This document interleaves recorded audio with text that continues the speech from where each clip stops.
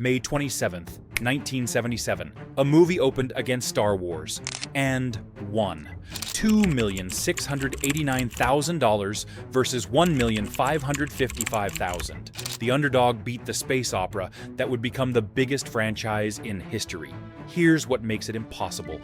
George Lucas had offered the star of that movie the lead role in Star Wars, Han Solo. He turned it down, then beat it. Some say it's luck.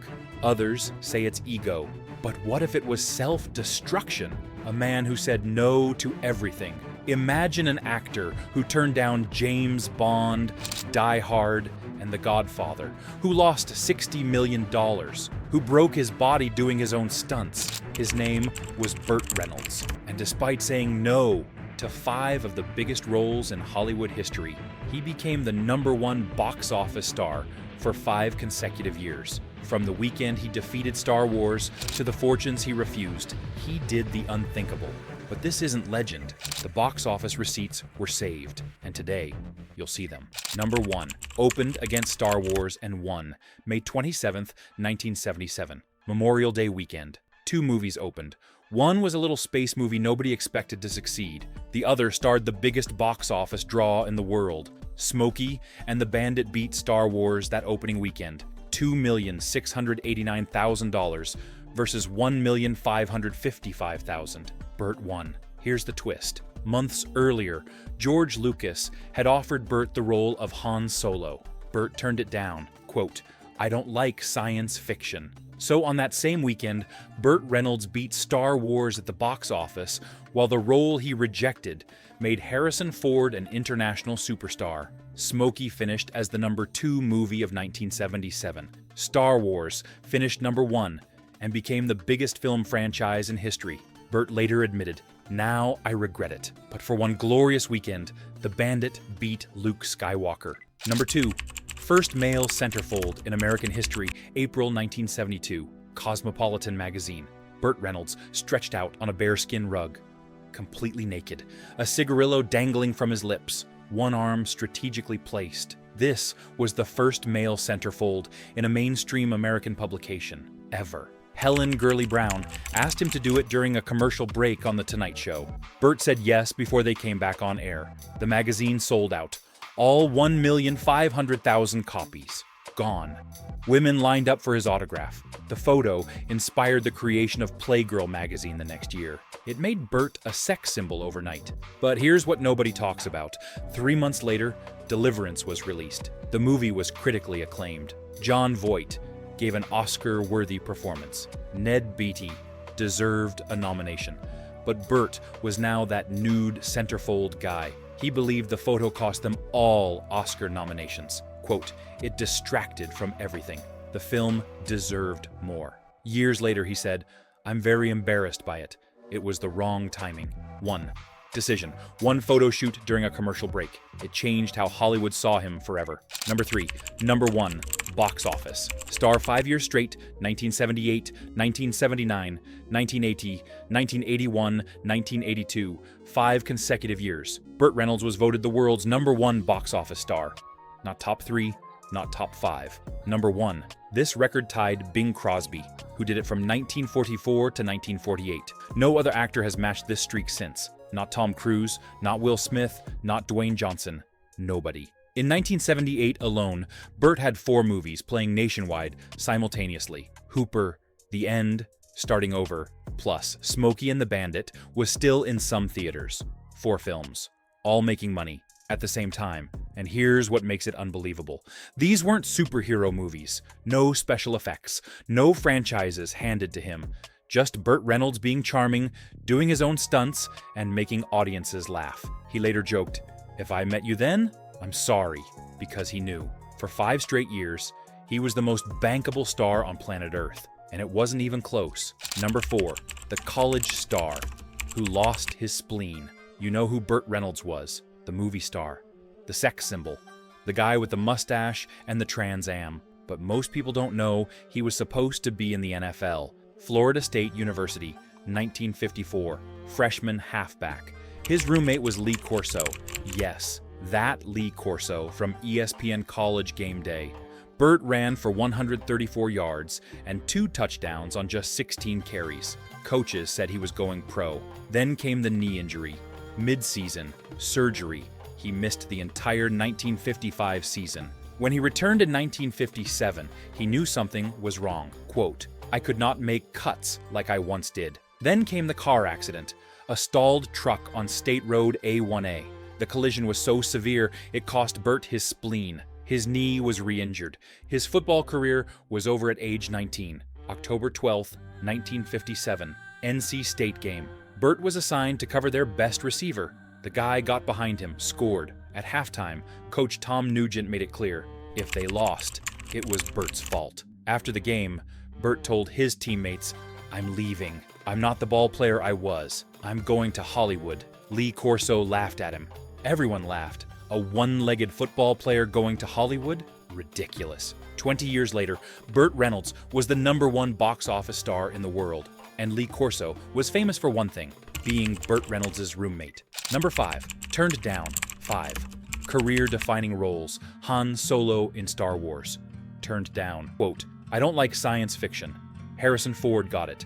Became an icon. James Bond. Post-Connery. Pre-Moore. Turned down. Quote, "I didn't think British audiences would accept an American Bond." When asked years later if he regretted it, Burt said, "Yes, that one hurts the most." John McClane in Die Hard. Turned down. Quote, "I didn't really like it. Bruce Willis took it, launched his entire film career, made him one of the biggest action stars of the 90s. Edward Lewis in Pretty Woman. Turned down.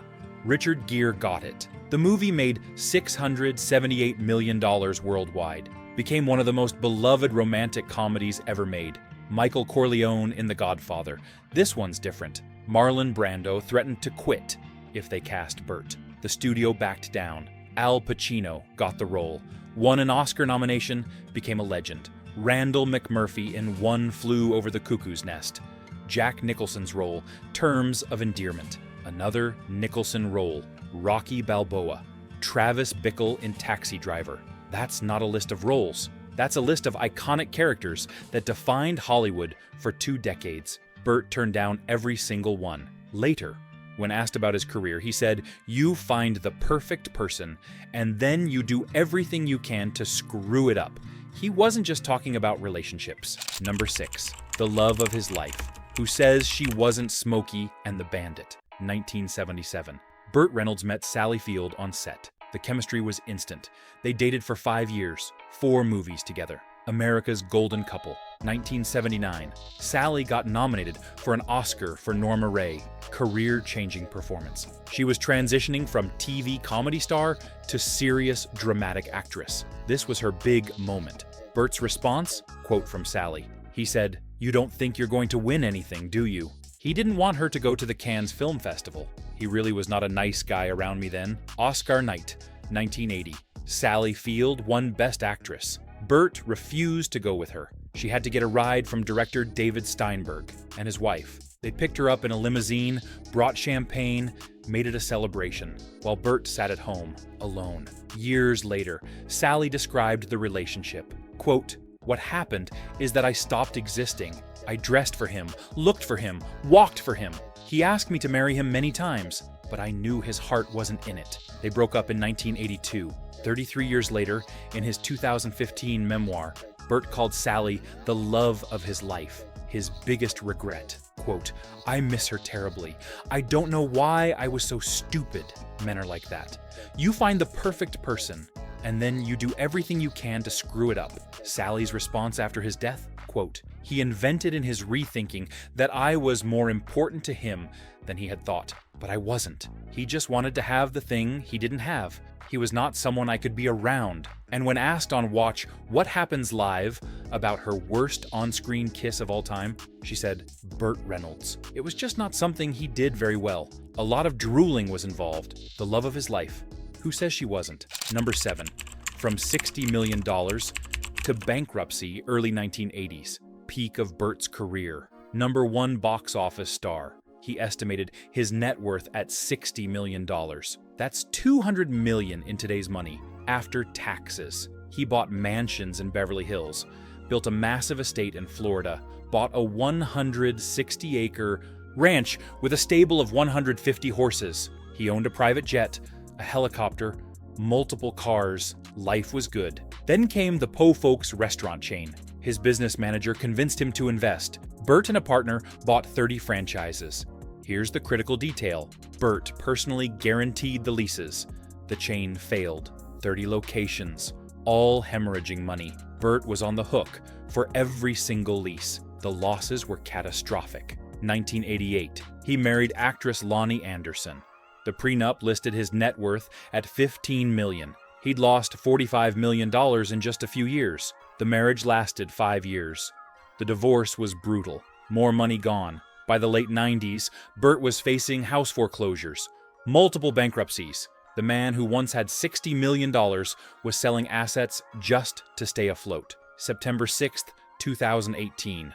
Burt Reynolds died at age 82. His net worth? $500,000.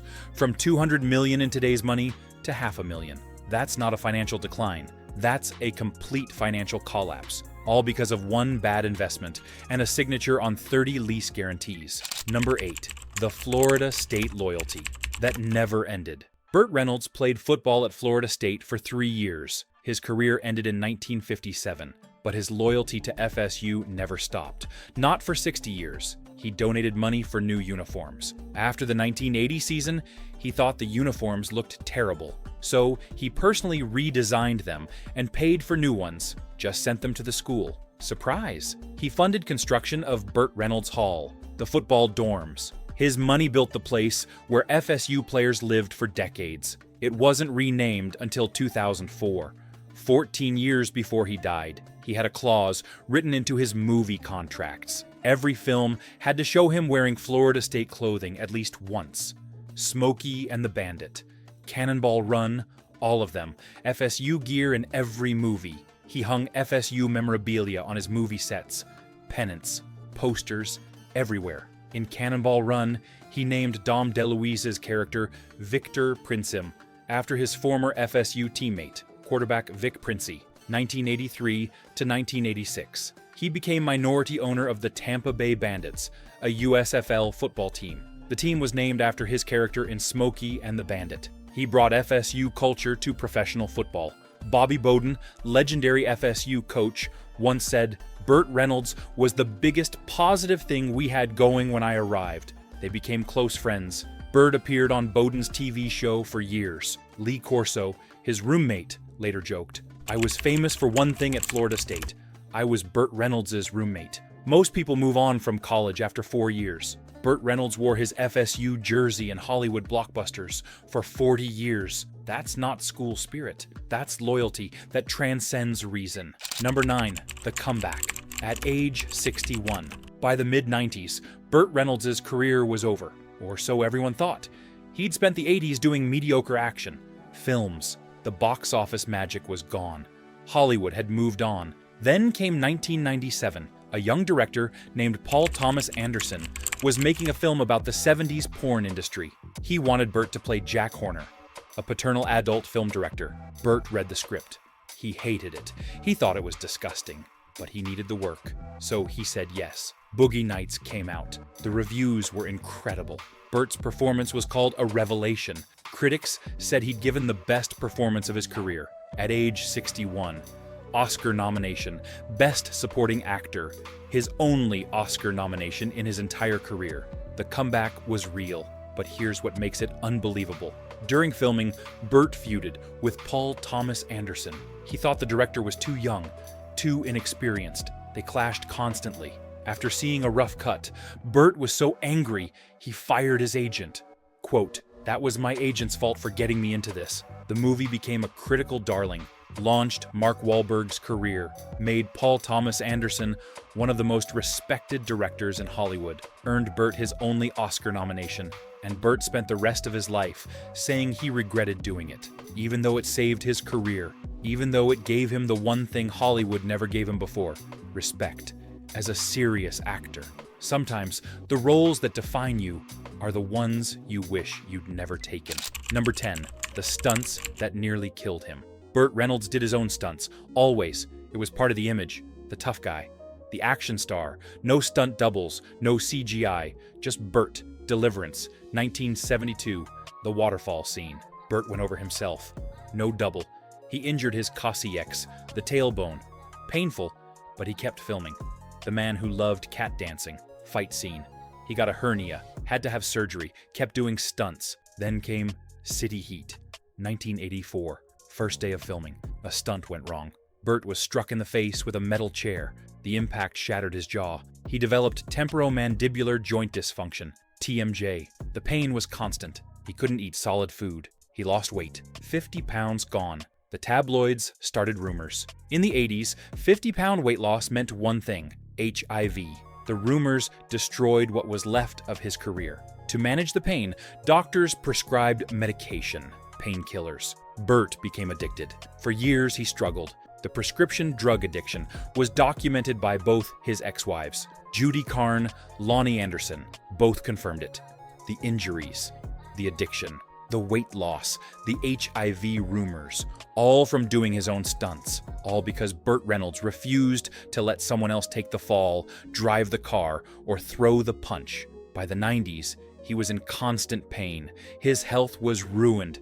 His career was over, all because he wanted to be real on screen. Alfred Hitchcock once said that Smokey and the Bandit was one of his favorite films. He watched it repeatedly because Burt made it look easy. The charm, the swagger, the stunts, but it wasn't easy. It cost him everything. Burt Reynolds turned down Han Solo, James Bond, and Die Hard. He opened against Star Wars and won. He was the #1 box office star for 5 consecutive years. He lost $60 million. He broke his body doing stunts. He called Sally Field the love of his life, while she said she had to escape. And through it all, he wore his Florida State jersey in every single movie. Because some loyalties never end, even when everything else does.